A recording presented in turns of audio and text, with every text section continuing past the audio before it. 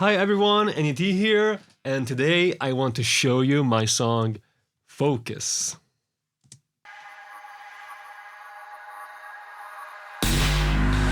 Focus.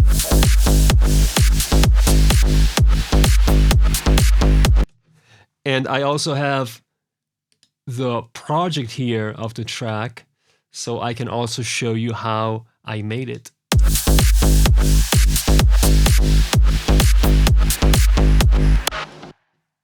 But first, I wanted to tell you a little bit about the story of the track.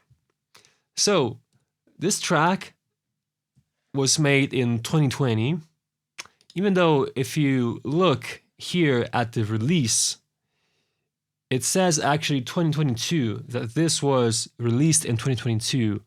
And the reason is that I was actually participating at for a contest held by Mousetrap, Dead Mouse, in 2021, and they wanted to have songs submitted that were original and unreleased.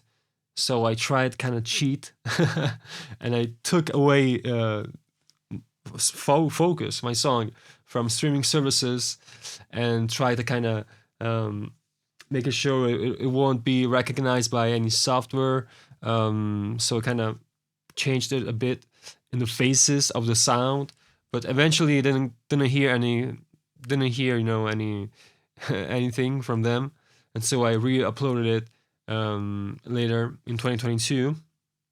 But it's actually a track from 2020, and what happened was in 2020,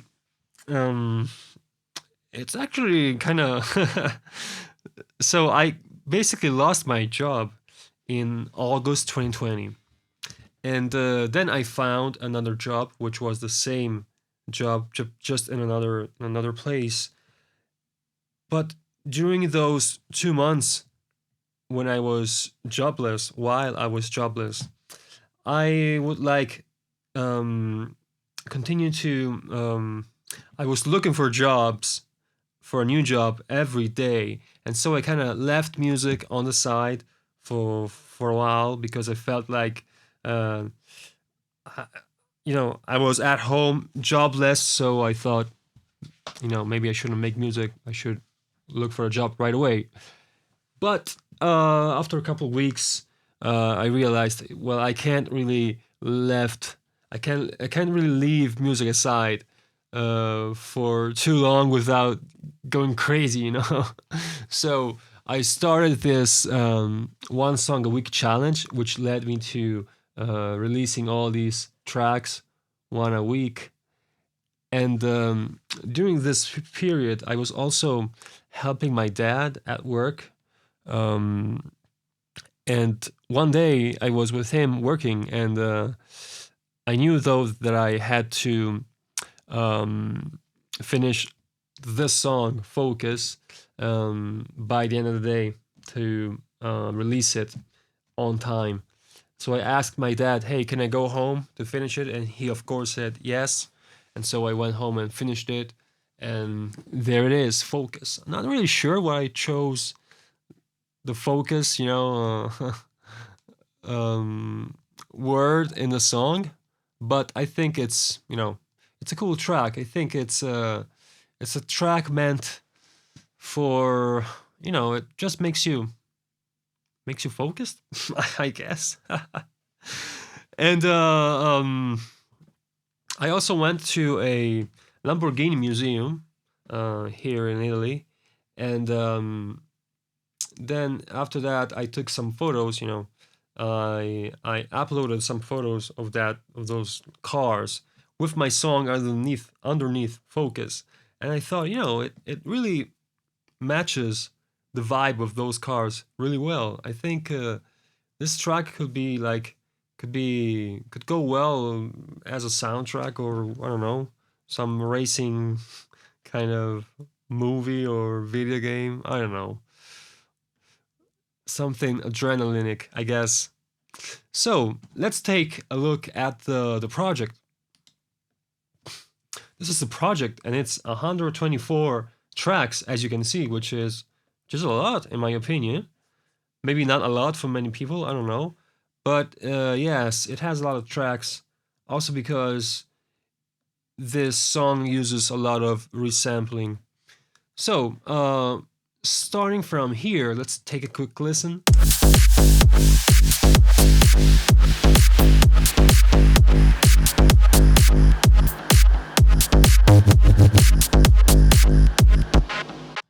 So let's start from let's start by taking a look at the drums.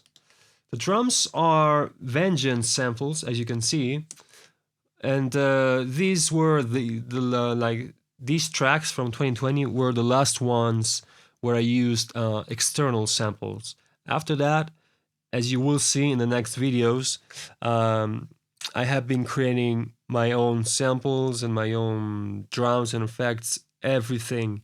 Before that, I used to, as you see in this track, to only make my own synth sounds.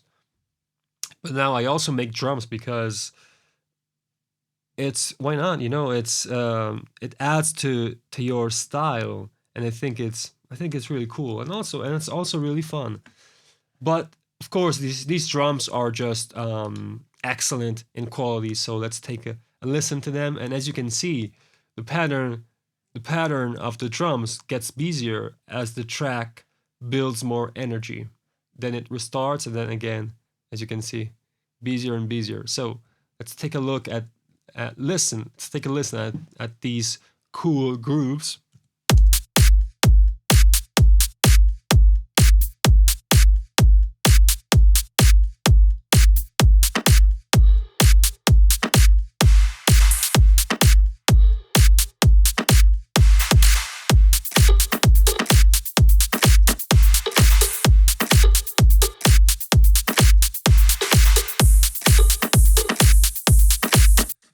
Nice, right?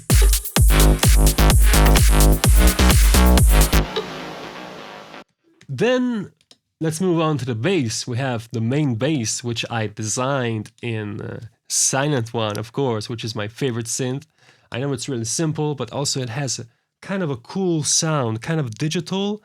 Not, yes, maybe, you know, I don't mean digital in the sense that it's cold, but rather digital in the sense that kind of lives in this world of numbers and computers. You know, it's kind of surreal sounding in a way, and I love it. So it sounds like that, the bass. Let's bypass the sidechain.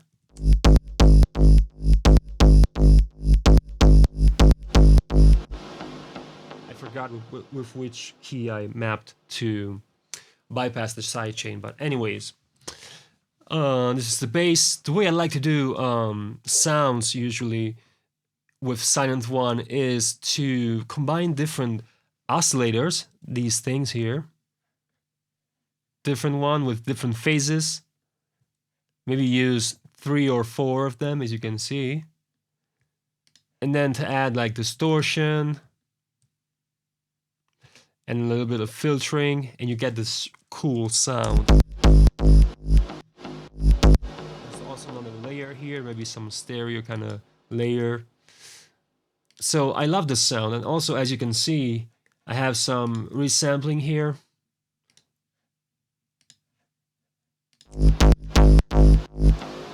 Wait. Here. Actually this and this.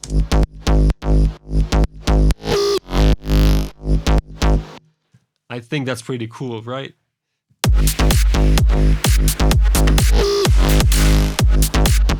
And as the tracks moves on and it gets busier and the energy rises, the as you can see, the filler cutoff opens up, but kind of in steps. I liked it for it to open up like in steps, as you can see.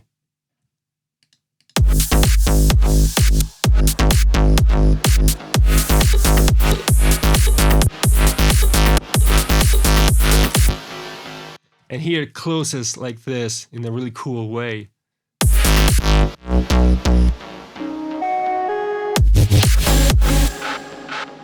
Check this out in my check this out in my wobbles folder here with wobbles made out of just resampling, which sounds so cool.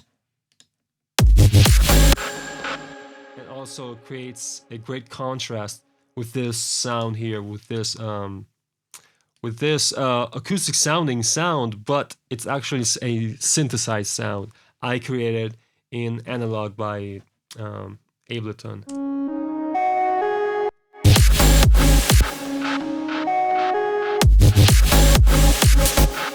So cool. Then we see here a folder called Swedish, my N.A.T Ibiza, and that's not random, because this sound was inspired by Swedish House Mafia,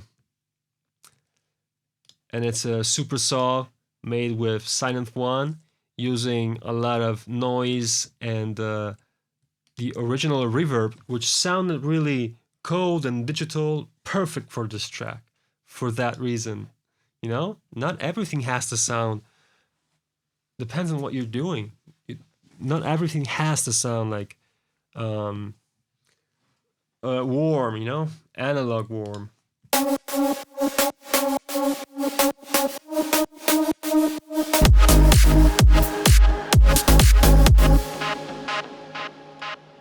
And I'm using, as you see, a lot of effects here, kind of atmospheric sounds I created.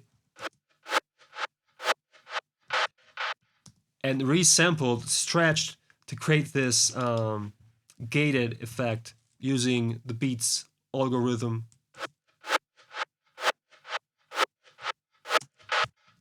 Which then changes here to like a more opened up version, you see. Instead of using this, I'm using this, and it opens up the sound even more, following the energy of the track again,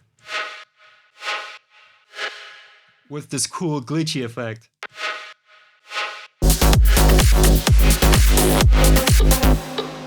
Now, don't worry, I won't go too complicated on this track, and let's move on to the breakdown.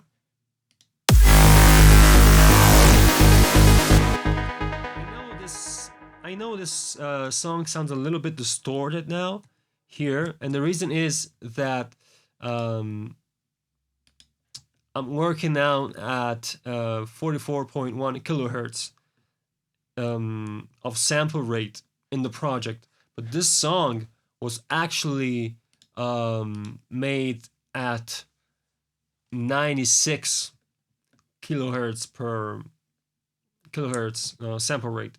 And the reason is that I wanted the whole project to be oversampled, because I was using a lot of stock Ableton effects, and they kind of sounded similar. And they kind of sounded cooler. They sounded cooler, all of them, with resampling. OTT sounded different, if I'm not mistaken. But now I don't want to mess up my audio, so I'll leave it like this. But this causes a little bit of differences in how the project sounds, and maybe a little bit of distortion. But here, going back to the breakdown, what I like to do usually in the breakdowns, in EDM, you know, usually in breakdowns, people remove the kick, the bass, every like main groovy element or whatever, and they leave like some anthem sounding super saw or something like that. But I like to do something different. I like to actually highlight something that kind of should be usually removed. Like for example, in my song Concepts of Time, I highlighted the kick instead of removing it. Like the whole breakdown was made out of playing around with the kick, making it very distorted. I suggest you go listen to that track, Concepts of Time. I will actually make a video about that. And here in Focus, I highlighted the bass.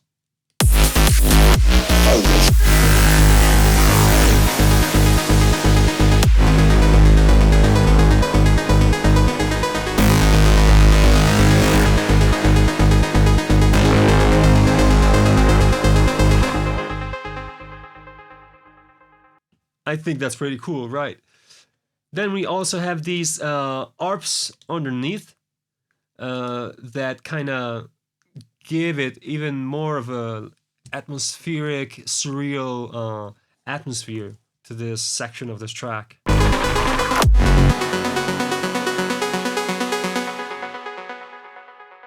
And as you might have noticed, these ARPs were both inspired by the song Your Love by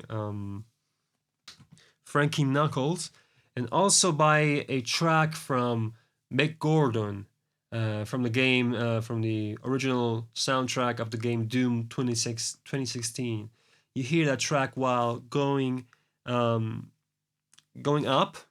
on kind of a like on some rails up to reach the Vega core level.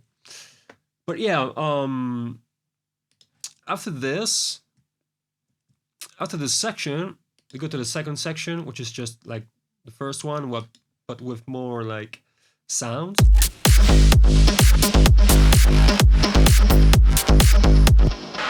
We have more cool sounds and also this resampled bass.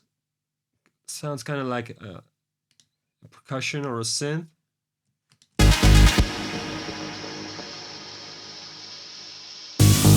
Focus.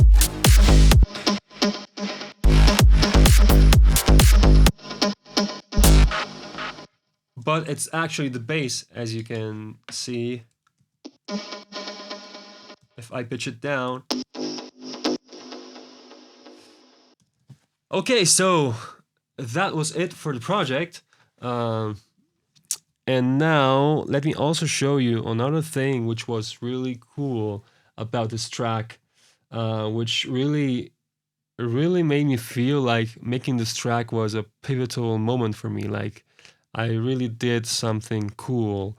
And what happened was this. Let me open up YouTube and show you one of my favorites. It's actually the only one I follow in the music creators sphere, SeamlessR. It's my favorite music producer on YouTube, which I follow. His music is amazing. His videos are just cool. Lots of cool sound design and sounds and stuff like that. And he made these videos where he would review songs from his viewers, and I sent him Focus, and that's what he said. Take a look at this. Let's give it a quick listen to what he said about the track. I think that's it. Nope, it's not. We have one more track. We have Focus by N.A.T. Wow, here's some loudness. I am excited about this. All right. Here we go.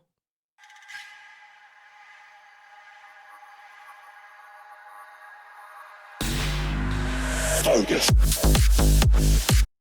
I think it's also very cool how you can kind of see the track here with through all these like things.